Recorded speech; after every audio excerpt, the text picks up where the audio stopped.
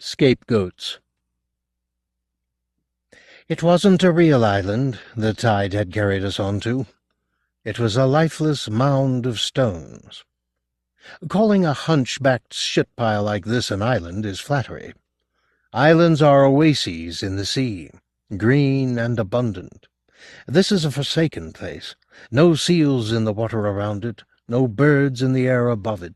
I can think of no use for a place like this, except that you could say of it, I saw the heart of nothing and survived. "It's not on any of the charts," said Ray, poring over the map of the Inner Hebrides, his nail at the spot where he'd calculated that we should be. It was, as he'd said, an empty space on the map, just pale blue sea without the merest speck to sign the existence of this rock. It wasn't just the seals and the birds that ignored it then. The chart makers had too. There were 1 or 2 arrows in the vicinity of Ray's finger, marking the currents that should have been taking us north. Tiny red dots on a paper ocean. The rest, like the world outside, was deserted. Jonathan was jubilant, of course. Once he discovered that the place wasn't even to be found on the map, he seemed to feel instantly exonerated. The blame for our being here wasn't his any longer. It was the map-maker's. He wasn't going to be held responsible for our being beached if the mound wasn't even marked on the charts. The apologetic expression he'd worn since our unscheduled arrival was replaced with a look of self-satisfaction. "You can't avoid a place that doesn't exist, can you?" he crowed. "I mean, can you?" "You could have used the eyes God gave you," Ray flung back at him, but Jonathan wasn't about to be cowed by reasonable criticism. "It was so sudden, Raymond," he said. "I mean, in this mist, I didn't have a chance. It was on top of us before I knew it." It had been sudden. No two ways about that. I'd been in the galley, preparing breakfast, which had become my responsibility since neither Angela nor Jonathan showed any enthusiasm for the task, when the hull of the Emmanuel grated on shingle, then ploughed her way, juddering, up onto the stony beach. There was a moment's silence. Then the shouting began. I climbed up out of the galley to find Jonathan standing on deck, grinning sheepishly, and waving his arms around to semaphore his innocence. "Before you ask," he said, "I don't know how it happened. 1 minute we were just coasting along—" "Oh, Jesus Christ all-fucking-mighty!"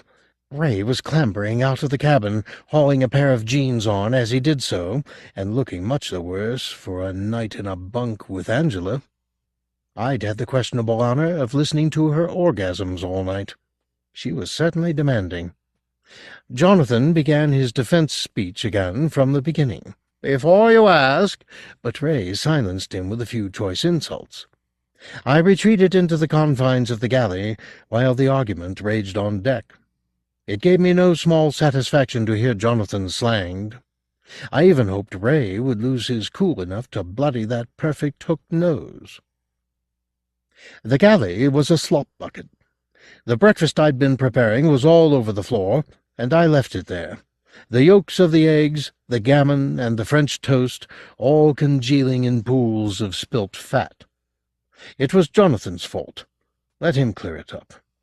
I poured myself a glass of grapefruit juice, waited until the recriminations died down, and went back up. It was barely 2 hours after dawn, and the mist that had shrouded this island from Jonathan's view still covered the sun.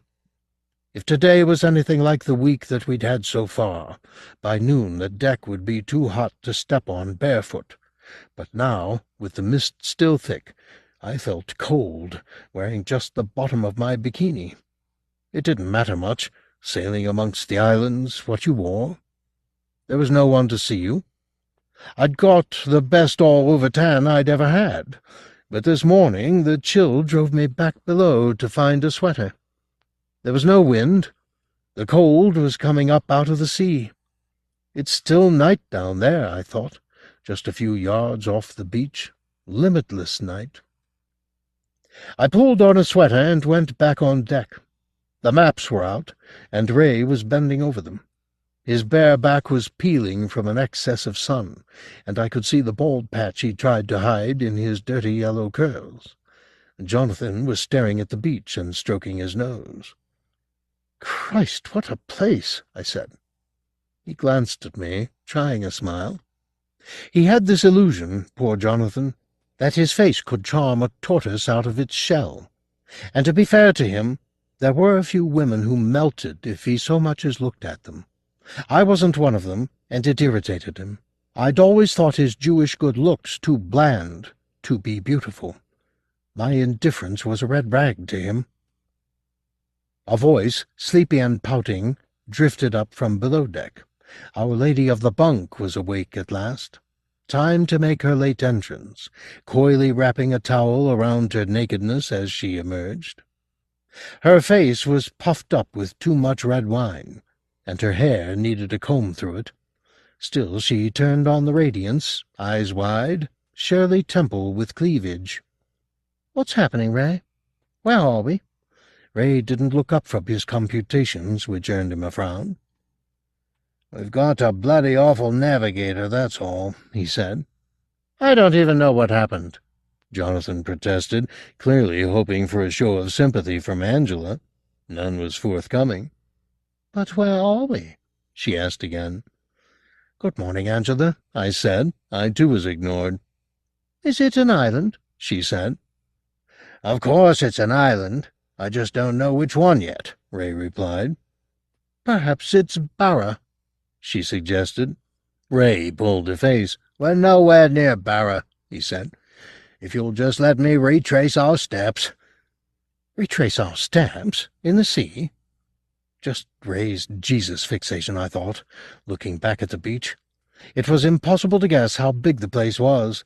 The mist erased the landscape after 100 yards. Perhaps somewhere in that grey wall there was human habitation. Ray, having located the blank spot on the map where we were supposedly stranded, climbed down onto the beach and took a critical look at the bow. More to be out of Angela's way than anything else, I climbed down to join him. The round stones of the beach were cold and slippery on the bare soles of my feet. Ray smoothed his palm down the side of the Emmanuel, almost a caress, then crouched to look at the damage to the bow. "I don't think we're holed," he said, "but I can't be sure." "We'll float off come high tide," said Jonathan, posing on the bow, hands on hips. "No sweat." He winked at me. "No sweat at all." "Will we shit float off?" Ray snapped. "Take a look for yourself." "Then we'll get some help to haul us off." Jonathan's confidence was unscathed. "And you can damn well fetch someone, you asshole." "Sure, why not? Give it an hour or so for the fog to shift, and I'll take a walk, find some help." He sauntered away. "I'll put on some coffee," Angela volunteered. Knowing her, that'd take an hour to brew. There was time for a stroll. I started along the beach. "Don't go too far, love," Ray called. "No." "Love," he said. Easy word. He meant nothing by it. The sun was warmer now, and as I walked I stripped off the sweater. My bare breasts were already brown as two nuts, and, I thought, about as big. Still, you can't have everything. At least I'd got 2 neurons in my head to rub together, which was more than could be said for Angela. She had tits like melons and a brain that'd shame a mule. The sun still wasn't getting through the mist properly. It was filtering down on the island fitfully, and its light flattened everything out, draining the place of color or weight, reducing the sea and the rocks and the rubbish on the beach to one bleached-out gray, the color of over-boiled meat. After only 100 yards, something about the place began to depress me, so I turned back. On my right, tiny, lisping waves crept up to the shore and collapsed with a weary slopping sound on the stones. No majestic rollers here, just the rhythmical slop, slop, slop of an exhausted tide. I hated the place already. Back at the boat, Ray was trying to radio, but for some reason all he could get was a blanket of white noise on every frequency. He cursed it a while, then gave up. After half an hour, Breakfast was served, though we had to make do with sardines, tinned mushrooms, and the remains of the French toast. Angela served this feast with her usual aplomb, looking as though she was performing a second miracle with loaves and fishes. It was all but impossible to enjoy the food anyway. The air seemed to drain all the taste away.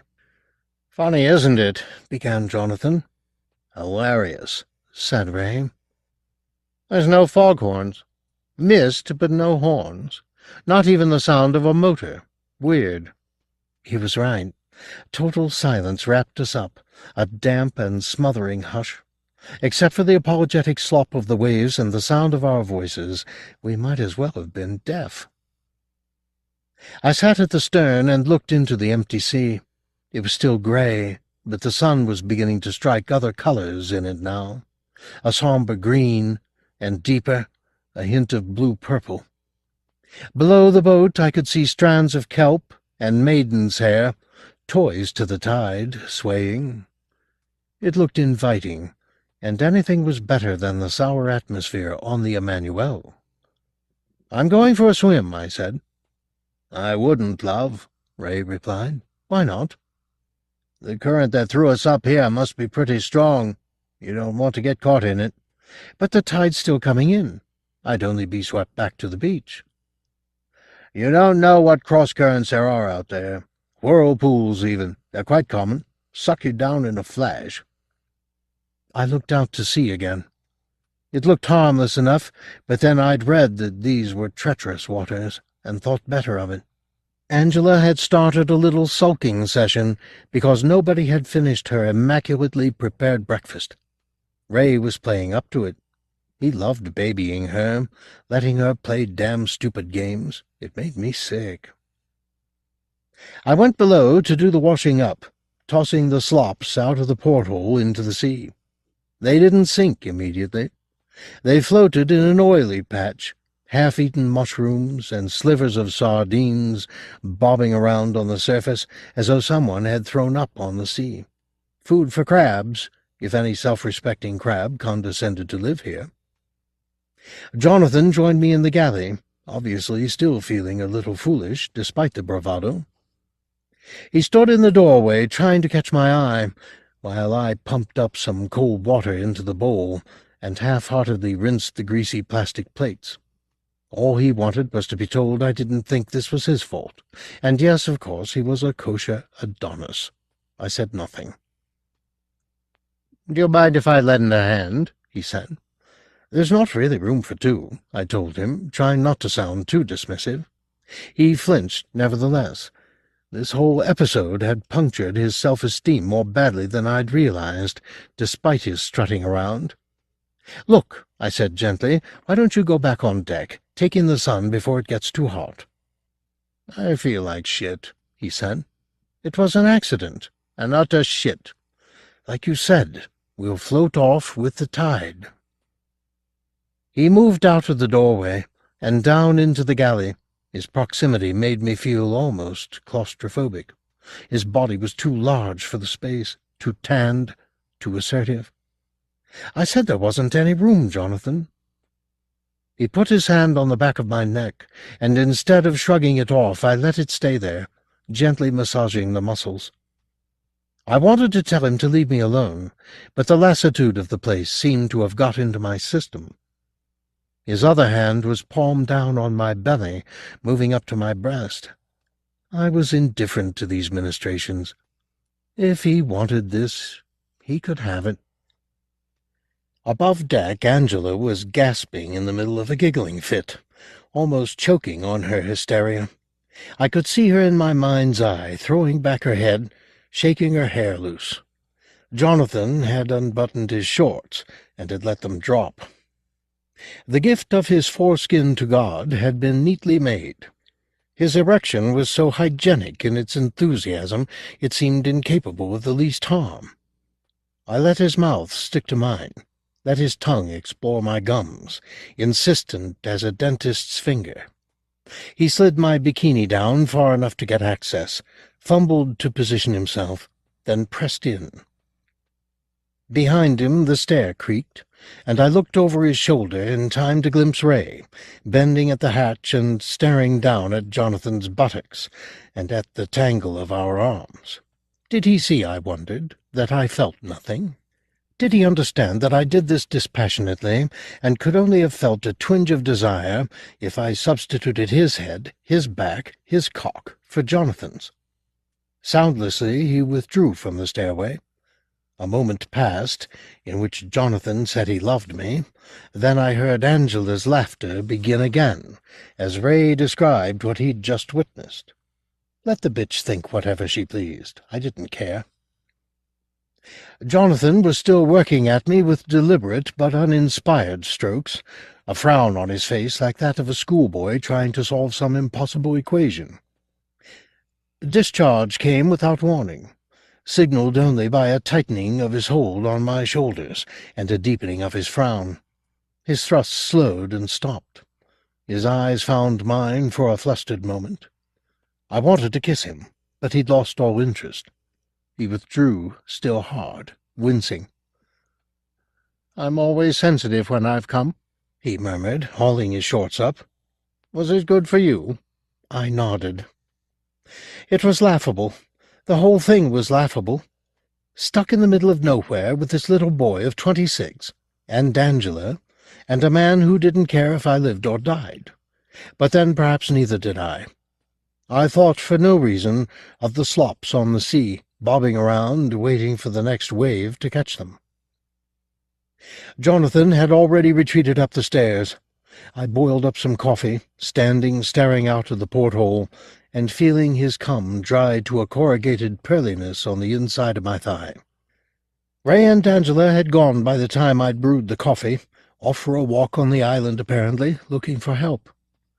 Jonathan was sitting in my place at the stern, gazing out at the mist. "More to break the silence than anything," I said. "I think it's lifted a bit." "Has it?" I put a mug of black coffee beside him. "Thanks." "Where are the others?" "Exploring." He looked round at me, confusion in his eyes. "I still feel like a shit." I noticed the bottle of gin on the deck beside him. "It's early for drinking, isn't it?" "Want some?" "It's not even 11. "Who cares?" He pointed out to sea. "Follow my finger," he said. I leaned over his shoulder and did as he asked. "No, you're not looking at the right place. Follow my finger. See it?" "Nothing." "At the edge of the mist. It appears and disappears. There, again." I did see something in the water, 20 or 30 yards from the Emmanuel's stern, brown-colored, wrinkled, turning over. "It's a seal," I said. "I don't think so. The sun's warming up the sea. They're probably coming in to bask in the shallows. It doesn't look like a seal. It rolls in a funny way. Maybe a piece of flotsam. Could be." He swigged deeply from the bottle. "Leave some for tonight." "Yes, Mother." We sat in silence for a few minutes, just the waves on the beach. Slop, slop, slop. Once in a while the seal, or whatever it was, broke surface, rolled, and disappeared again. Another hour, I thought, and the tide will begin to turn, float us off this little afterthought of creation. "Hey!" Angela's voice from a distance. "Hey, you guys!" "You guys," she called us. Jonathan stood up, hand up to his face against the glare of sunlit rock. It was much brighter now, and getting hotter all the time. "She's waving to us," he said, disinterested. "Let her wave." "You guys!" she screeched, her arms waving. Jonathan cupped his hands around his mouth and bawled a reply. "What do you want?" "Come and see," she replied. "She wants us to come and see." I heard. "Come on," he said. "Nothing to lose." I didn't want to move, but he hauled me up by the arm. It wasn't worth arguing. His breath was inflammable. It was difficult making our way up the beach. The stones were not wet with seawater, but covered in a slick film of gray-green algae, like sweat on a skull. Jonathan was having even more difficulty getting across the beach than I was. Twice he lost his balance and fell heavily on his backside, cursing. The seat of his shorts was soon a filthy olive color, and there was a tear where his buttocks showed. I was no ballerina, but I managed to make it step by slow step, trying to avoid the large rocks so that if I slipped I wouldn't have far to fall. Every few yards we'd have to negotiate a line of stinking seaweed. I was able to jump them with reasonable elegance, but Jonathan, pissed and uncertain of his balance, plowed through them, his naked feet completely buried in the stuff.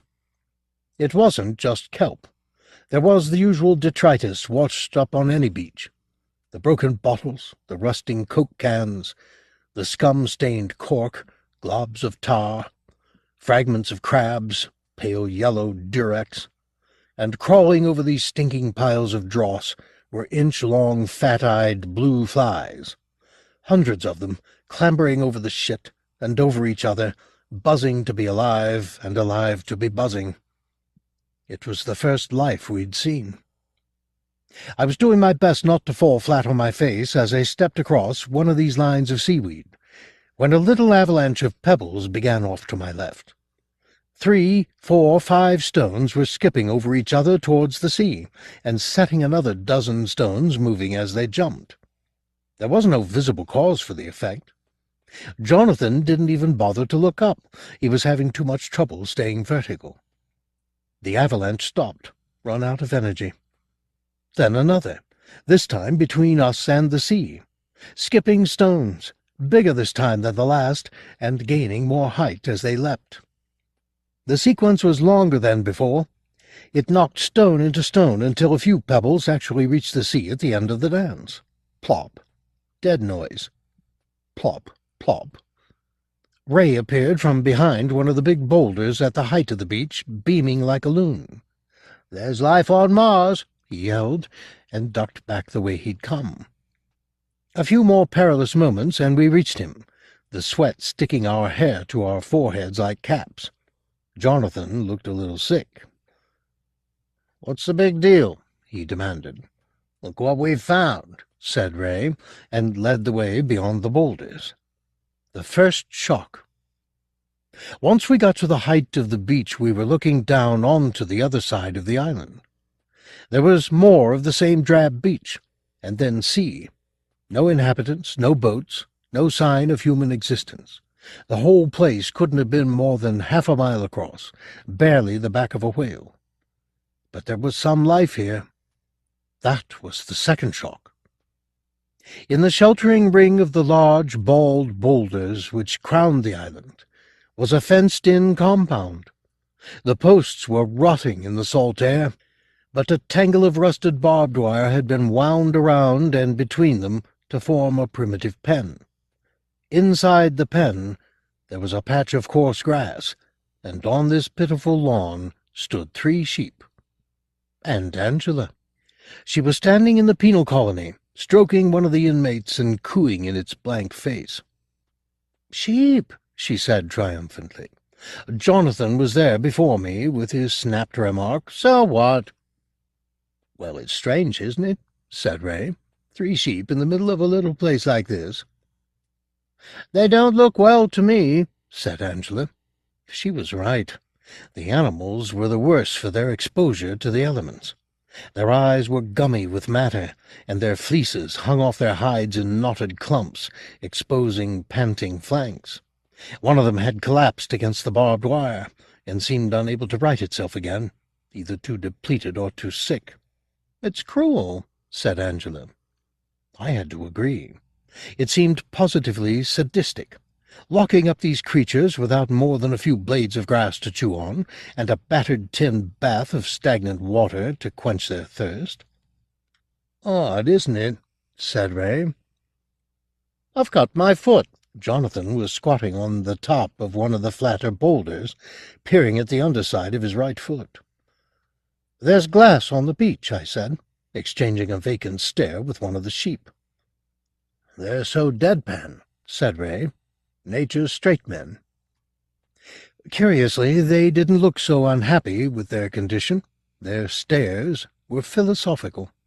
Their eyes said, "I'm just a sheep. I don't expect you to like me, care for me, preserve me, except for your stomach's sake. There were no angry baas, no stamping of a frustrated hoof, just 3 gray sheep waiting to die. Ray had lost interest in the business. He was wandering back down the beach, kicking a can ahead of him. It rattled and skipped, reminding me of the stones. "We should let them free," said Angela. I ignored her. What was freedom in a place like this? She persisted. "Don't you think we should?" "No. They'll die. Somebody put them here for a reason, but they'll die. They'll die on the beach if we let them out. There's no food for them. We'll feed them." "French toast and gin," suggested Jonathan, picking a sliver of glass from his sole. "We can't just leave them." "It's not our business," I said. It was all getting boring. 3 sheep. Who cared if they lived or... I thought that about myself an hour earlier. We had something in common, the sheep and I. My head was aching. "They'll die," whined Angela for the 3rd time. "You're a stupid bitch," Jonathan told her. The remark was made without malice. He said it calmly, as a statement of plain fact. I couldn't help grinning. "What?" She looked as though she'd been bitten. "Stupid bitch," he said again. B-I-T-C-H. Angela flushed with anger and embarrassment and turned on him. "You got us stuck here," she said, lip curling. The inevitable accusation. Tears in her eyes, stung by his words. "I did it deliberately," he said, spitting on his fingers and rubbing saliva into the cut. "I wanted to see if we could leave you here. You're drunk. And you're stupid, but I'll be sober in the morning." The old lines still made their mark. Outstripped, Angela started down the beach after Ray, trying to hold back her tears until she was out of sight. I almost felt some sympathy for her. She was, when it came down to verbal fisticuffs, easy meat. "You're a bastard when you want to be," I told Jonathan. He just looked at me, glassy-eyed. "Better be friends. Then I won't be a bastard to you." "You don't scare me." "I know." The mutton was staring at me again. I stared back. "Fucking sheep," he said. "They can't help it. If they had any decency, they'd slit their ugly fucking throats." "I'm going back to the boat." "Ugly fuckers." "Coming?" He took hold of my hand, fast, tight, and held it in his hand like he'd never let go, eyes on me suddenly. "Don't go." "It's too hot up here." "Stay. The stone's nice and warm. Lie down. They won't interrupt us this time." "You knew?" I said. "You mean Ray?" "Of course I knew. I thought we put on quite a little performance." He drew me close, hand over hand up my arm, like he was hauling in a rope. The smell of him brought back the galley, his frown, his muttered profession, "Love you," the quiet retreat. Déjà vu. Still, what was there to do on a day like this but go round in the same dreary circle, like the sheep in the pen, round and round, breathe, sex, eat, shit. The gin had gone to his groin. He tried his best, but he hadn't got a hope. It was like trying to thread spaghetti. Exasperated, he rolled off me. Fuck, fuck, fuck. Senseless words. Once it was repeated, it had lost all its meaning, like everything else, signifying nothing. "It doesn't matter," I said. "Fuck off. It really doesn't." He didn't look at me, just stared down at his cock. If he'd had a knife in his hand at that moment, I think he'd have cut it off and laid it on the warm rock, a shrine to sterility. I left him studying himself and walked back to the Emmanuel. Something odd struck me as I went, something I hadn't noticed before. The blue flies, instead of jumping ahead of me as I approached, just let themselves be trodden on. Positively lethargic, or suicidal. They sat on the hot stones and popped under my soles, their gaudy little lives going out like so many lights. The mist was disappearing at last, and as the air warmed up, the island unveiled its next disgusting trick. The smell. The fragrance was as wholesome as a room full of rotting peaches, thick and sickly. It came in through the pores as well as the nostrils like a syrup. And under the sweetness something else, rather less pleasant than peaches, fresh or rotten.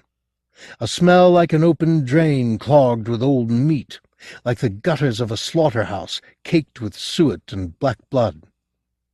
It was the seaweed, I assumed, although I'd never smelt anything to match the stench on any other beach. I was halfway back to the Emmanuel, holding my nose, as I stepped over the bands of rotting weed, when I heard the noise of a little murder behind me. Jonathan's whoops of satanic glee almost drowned the pathetic voice of the sheep as it was killed. But I knew instinctively what the drunken bastard had done. I turned back, my heel pivoting on the slime. It was almost certainly too late to save one of the beasts, but maybe I could prevent him massacring the other two. I couldn't see the pen, it was hidden behind the boulders, but I could hear Jonathan's triumphant yells and the thud of his strokes. I knew what I'd see before it came into sight. The grey-green lawn had turned red. Jonathan was in the pen with the sheep. The two survivors were charging back and forth in a rhythmical trot of panic, baaing in terror, while Jonathan stood over the third sheep, erect now. The victim had partially collapsed, its stick-like front legs buckled beneath it, its back legs rigid with approaching death. Its bulk shuddered with nervous spasms, and its eyes showed more white than brown. The top of its skull had been almost entirely dashed to pieces, and the grey hash of its brain exposed, punctured by shards of its own bone and pulped by the large round stone that Jonathan was still wielding. Even as I watched, he brought the weapon down once more onto the sheep's brain-pan. Globs of tissue flew off in every direction, speckling me with hot matter and blood. Jonathan looked like some nightmare lunatic, which for that moment I suppose he was. His naked body, so recently white, was stained as a butcher's apron after a hard day's hammering at the abattoir. His face was more sheep's gore than Jonathan. The animal itself was dead. Its pathetic complaints had ceased completely. It keeled over rather comically, like a cartoon character, one of its ears snagging the wire. Jonathan watched it fall, his face a grin under blood. Oh, that grin! It served so many purposes. Wasn't that the same smile he charmed women with? The same grin that spoke lechery and love? Now, at last, it was put to its true purpose. The gawping smile of the satisfied savage, standing over his prey with a stone in one hand and his manhood in the other. Then slowly the smile decayed as his senses returned. "Jesus," he said, and from his abdomen a wave of revulsion climbed up his body. I could see it quite clearly, the way his gut rolled as a throb of nausea threw his head forward, pitching half-digested gin and toast over the grass. I didn't move. I didn't want to comfort him, calm him, console him. He was simply beyond my help. I turned away. "Frankie," he said through a throat of bile. I couldn't bring myself to look at him. There was nothing to be done for the sheep. It was dead and gone. All I wanted to do was run away from the little ring of stones and put the sight out of my head. "Frankie!" I began to walk as fast as I was able over such tricky terrain, back down toward the beach and the relative sanity of the Emmanuel. The smell was stronger now, coming up out of the ground towards my face in filthy waves. Horrible island. Vile, stinking, insane island. All I thought was hate as I stumbled across the weed and the filth. The Emmanuel wasn't far off. Then a little pattering of pebbles like before. I stopped, balancing uneasily on the sleek dome of a stone, and looked to my left, where even now one of the pebbles was rolling to a halt.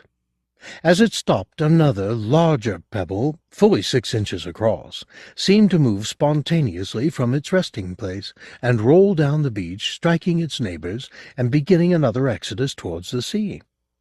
I frowned. The frown made my head buzz. Was there some sort of animal, a crab maybe, under the beach, moving the stones?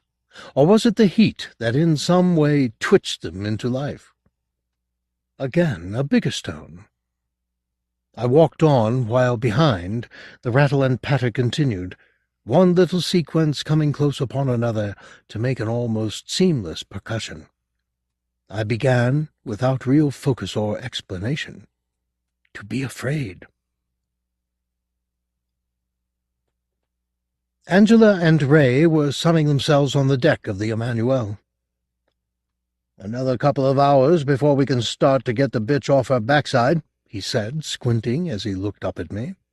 I thought he meant Angela at first, then realized he was talking about floating the boat out to sea again. "May as well get some sun." He smiled wanly at me. "Yeah." Angela was either asleep or ignoring me. Whichever, it suited me fine. I slumped down on the sun deck at Ray's feet and let the sun soak into me. The specks of blood had dried on my skin like tiny scabs. I picked them off idly and listened to the noise of the stones and the slop of the sea. Behind me, pages were being turned. I glanced round. Ray, never able to lie still for very long, was flicking through a library book on the Hebrides he'd brought from home. I looked back at the sun.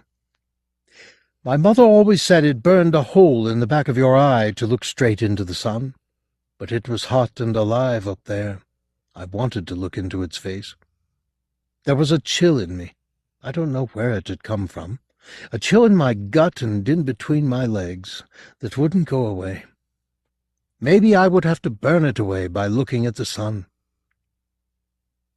Some way along the beach I glimpsed Jonathan, tiptoeing down towards the sea. From that distance the mixture of blood and white skin made him look like some piebald freak. He'd stripped off his shorts, and he was crouching at the sea's edge to wash off the sheep. Then Ray's voice, very quietly, "Oh, God," he said, in such an understated way that I knew the news couldn't be brilliant. "What is it?" "I've found out where we are." "Good." "No, not good." "Why, what's wrong?" I sat upright, turning to him. "It's here, in the book. There's a paragraph on this place." Angela opened one eye. "Well," she said. "It's not just an island. It's a burial mound." The chill in between my legs fed upon itself and grew gross. The sun wasn't hot enough to warm me that deep, where I should be hottest. I looked away from Ray along the beach again. Jonathan was still washing, splashing water up onto his chest. The shadows of the stones suddenly seemed very black and heavy, their edges pressed down on the upturned faces of... Seeing me looking his way, Jonathan waved. "Can it be there are corpses under those stones? Buried face up to the sun, like holiday-makers laid out on Blackpool Beach. The world is monochrome, sun and shadow, the white tops of stones and their black underbellies, life on top, death underneath." "Burial?" said Angela. "What sort of burial?" "War dead," Ray answered. Angela: "What, you mean Vikings or something?" "World War I, World War II. Soldiers from torpedoed troop ships, sailors washed up, brought down here by the Gulf Stream. Apparently the current funnels them through the straits and washes them up on the beaches of the islands around here." "Washes them up?" said Angela. "That's what it says." "Not any longer, though." "I'm sure the occasional fisherman gets buried here still," Ray replied. Jonathan had stood up, staring out to sea, the blood off his body. His hand shaded his eyes as he looked out over the blue-gray water, and I followed his gaze as I had followed his finger. 100 yards out, that seal, or whale, or whatever it was, had returned, lolling in the water. Sometimes as it turned, it threw up a fin, like a swimmer's arm, beckoning. "How many people were buried?" asked Angela nonchalantly.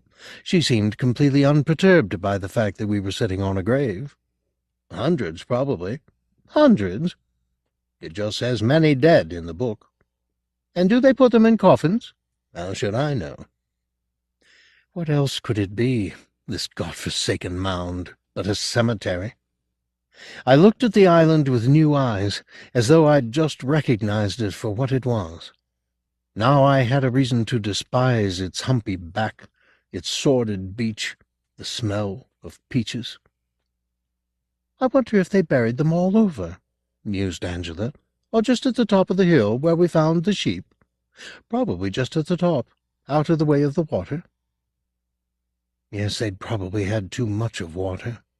Their poor green faces picked by fish, their uniforms rotted, their dog tags encrusted with algae.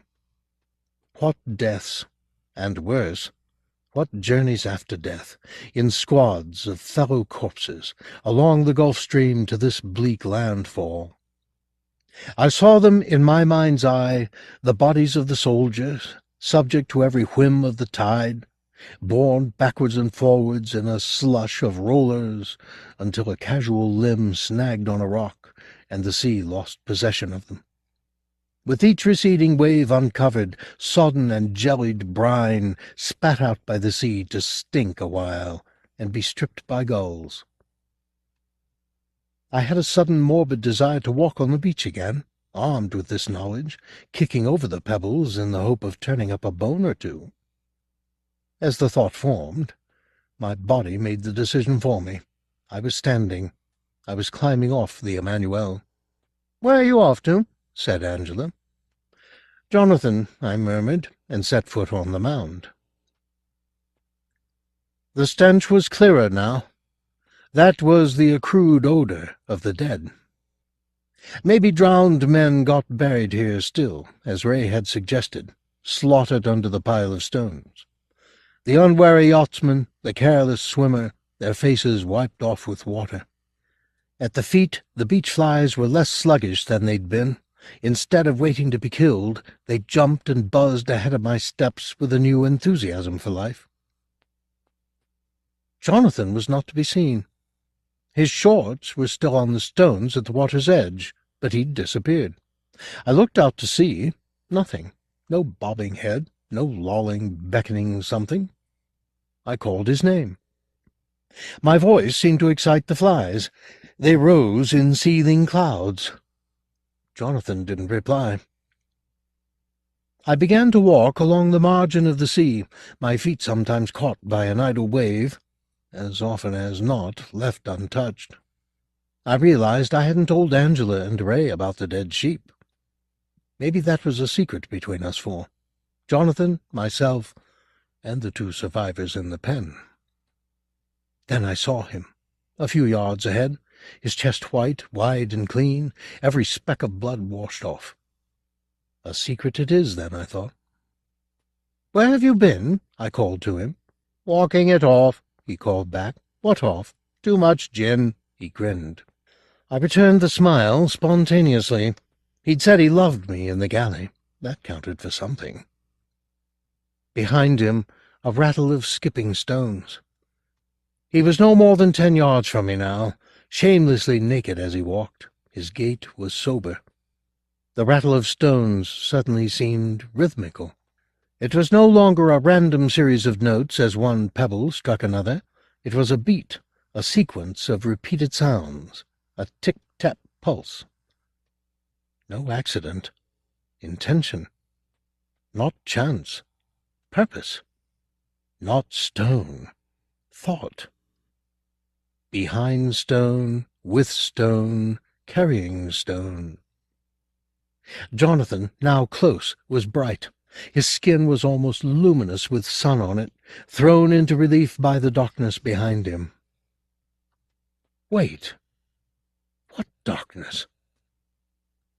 The stone mounted the air like a bird, defying gravity. A blank, black stone, disengaged from the earth. It was the size of a baby, a whistling baby, and it grew behind Jonathan's head as it shimmered down the air towards him. The beach had been flexing its muscles, tossing small pebbles down to the sea, all the time strengthening its will to raise this boulder off the ground and fling it at Jonathan. It swelled behind him, murderous in its intention, but my throat had no sound to make worthy of my fright. Was he deaf? His grin broke open again. He thought the horror on my face was a jibe at his nakedness, I realized. He doesn't understand.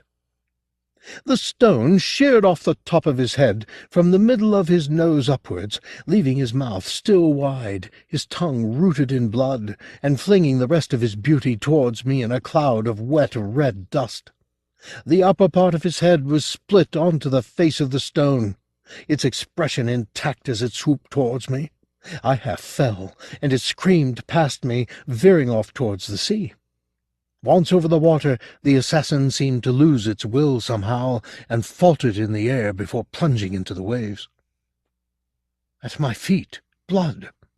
A trail that led to where Jonathan's body lay, the open edge of his head towards me, its machinery plain for the sky to see. I was still not screaming, though for sanity's sake I had to unleash the terror suffocating me.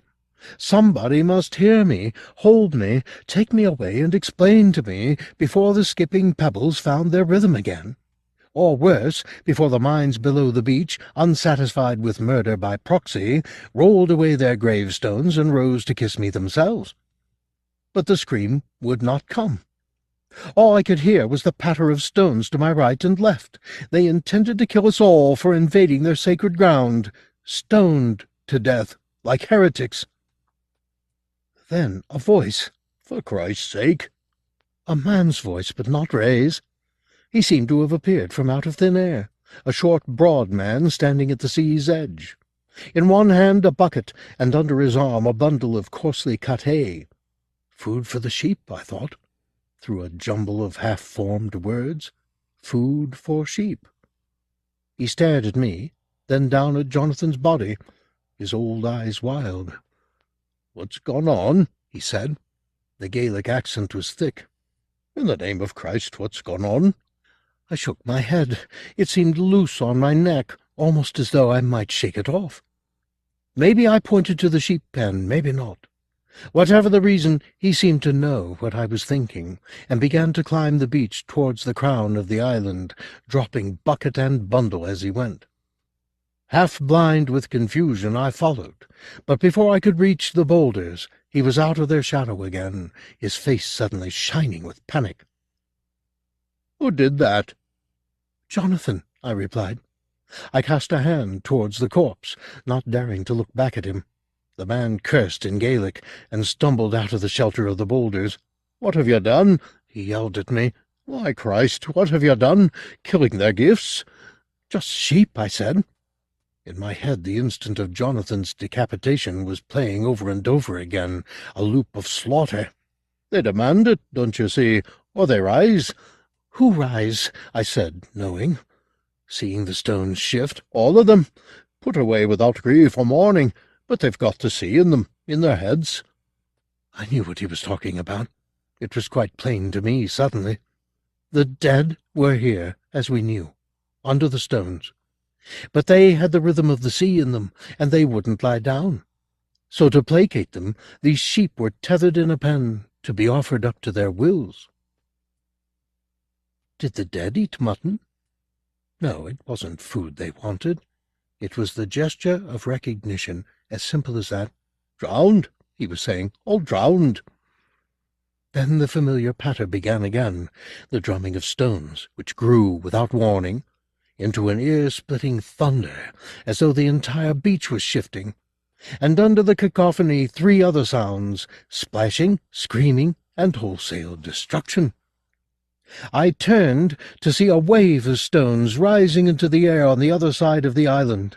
Again the terrible screams, wrung from a body that was being buffeted and broken. They were after the Emmanuel, after Ray.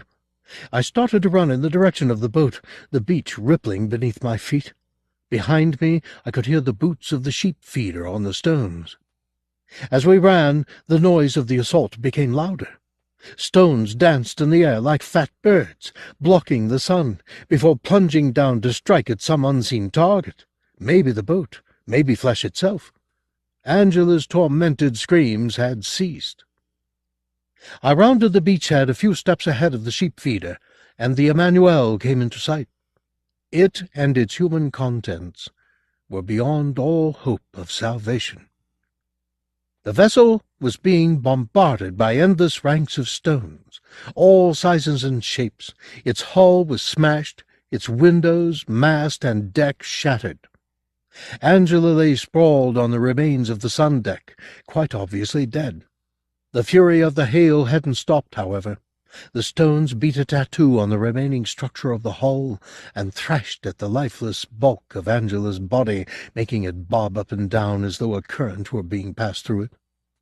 Ray was nowhere to be seen.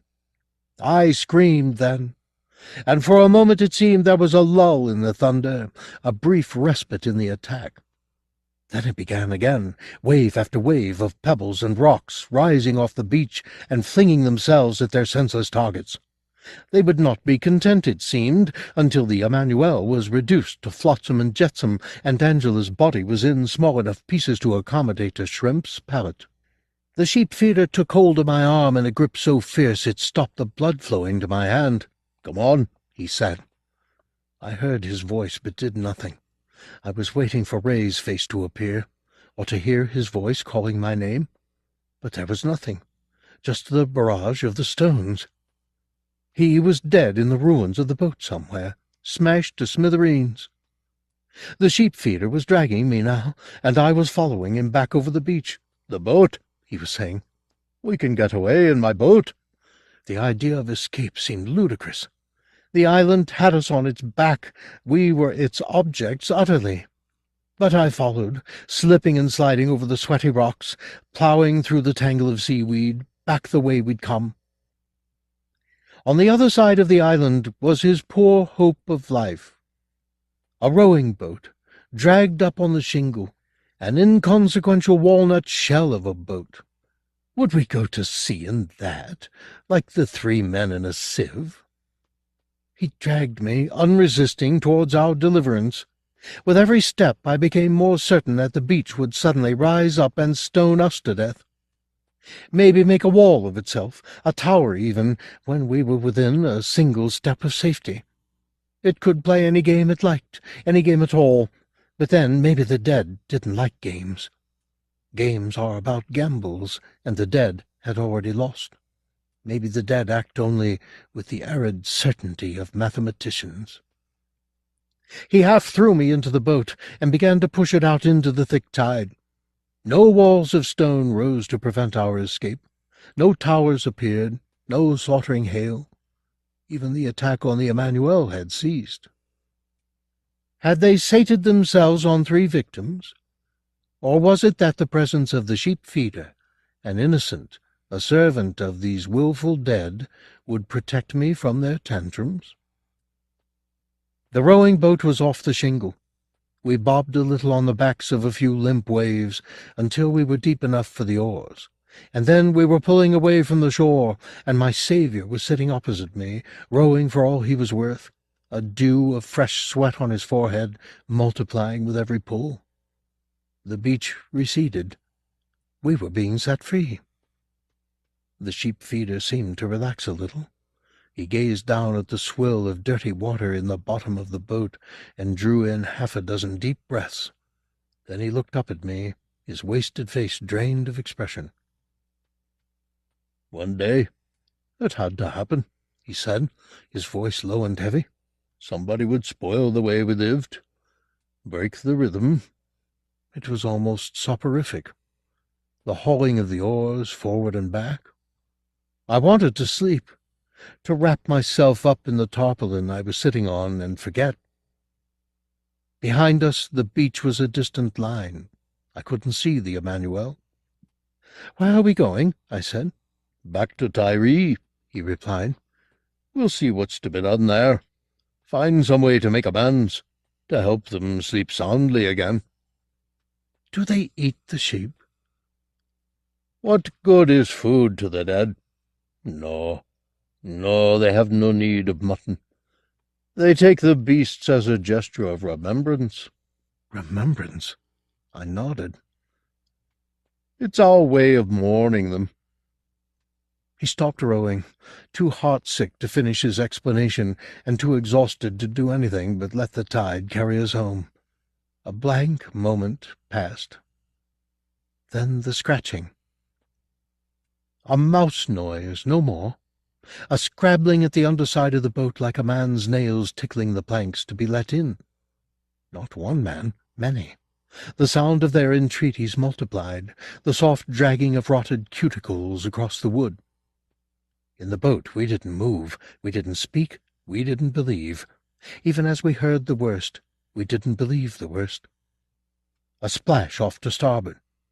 I turned, and he was coming towards me, rigid in the water, borne up by unseen puppeteers like a figurehead. It was Ray, his body covered in killing bruises and cuts, stoned to death, then brought like a gleeful mascot, like proof of power, to spook us. It was almost as though he were walking on water, his feet just hidden by the swell, his arms hanging loosely by his side as he was hauled towards the boat. I looked at his face, lacerated and broken, one eye almost closed, the other smashed from its orbit. 2 yards from the boat, the puppeteers let him sink back into the sea, where he disappeared in a swirl of pink water. "Your companion?" said the sheep-feeder. I nodded. He must have fallen into the sea from the stern of the Emmanuel. Now he was like them, a drowned man. They'd already claimed him as their plaything. So they did like games after all. They hauled him from the beach like children come to fetch a playmate, eager that he should join the horseplay. The scratching had stopped. Ray's body had disappeared altogether. Not a murmur off the pristine sea, just the slop of the waves against the boards of the boat. I pulled at the oars. "Row!" I screamed at the sheep-feeder. "Row, or they'll kill us!"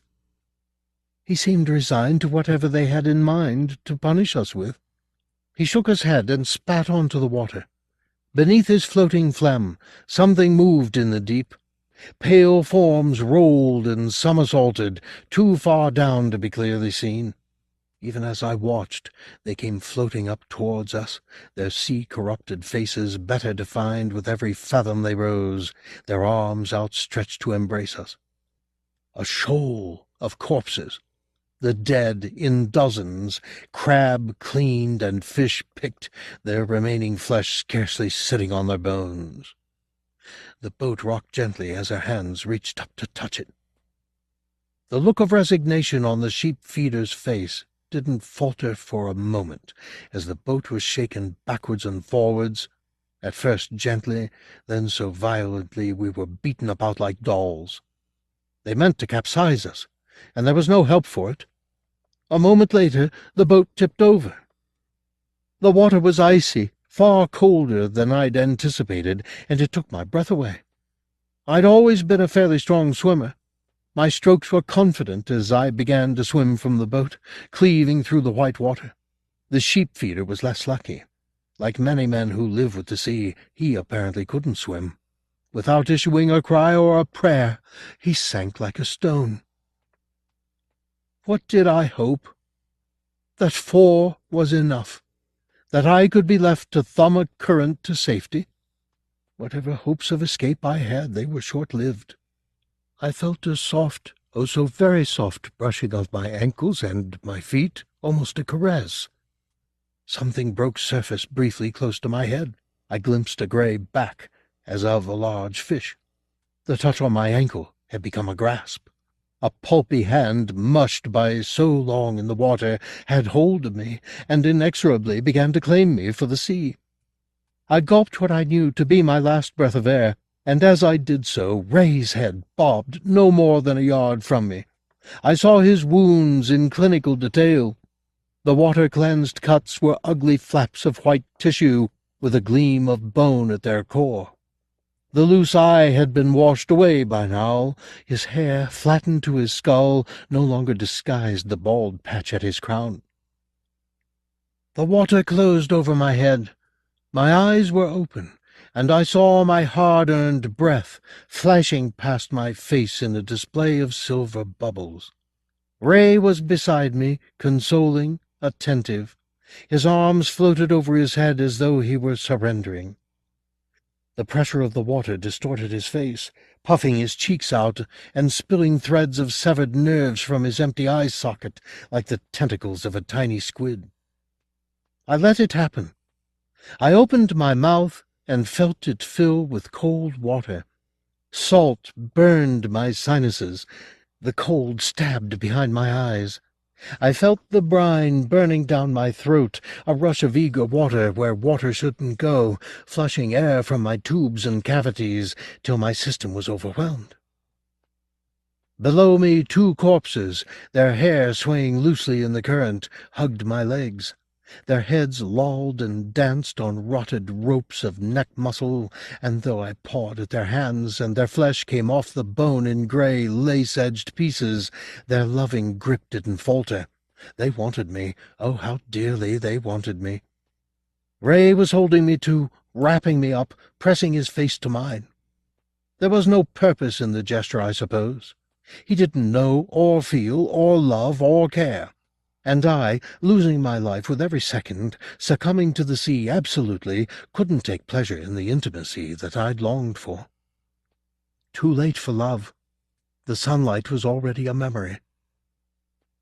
Was it that the world was going out, darkening towards the edges as I died? Or that we were now so deep the sun couldn't penetrate so far? Panic and terror had left me.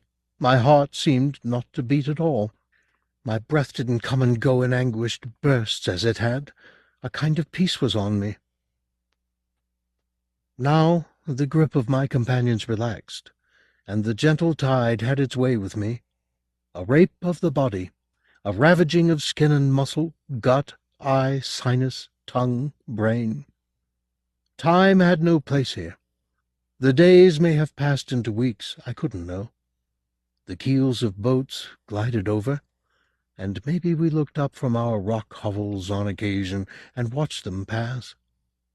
A ringed finger was trailed in the water. A splashless puddle clove the sky. A fishing line trailed a worm. Signs of life. Maybe the same hour as I died, or maybe a year later.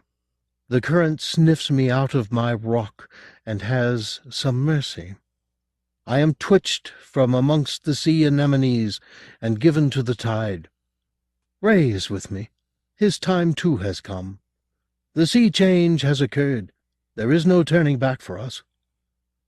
Relentlessly the tide bears us, sometimes floating, bloated decks for gulls, sometimes half sunk and nibbled by fish, bears us towards the island. We know the surge of the shingle, and hear without ears the rattle of the stones. The sea has long since washed the plate clean of its leavings.